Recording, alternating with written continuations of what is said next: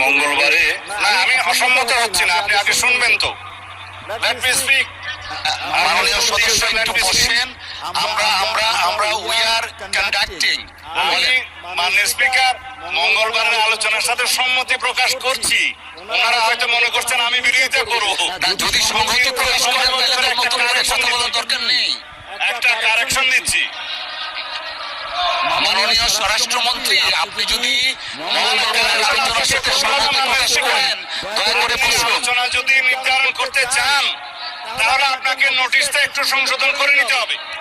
এটাই আমার বক্তব্য। মাননীয় স্পিকার, আপনি এই বিধিতে মাননীয় সদস্য সেটা আপনি আগে সংশোধন করেন। মাননীয় সদস্য, মাননীয় সদস্যবৃন্দ আপনারা বসুন।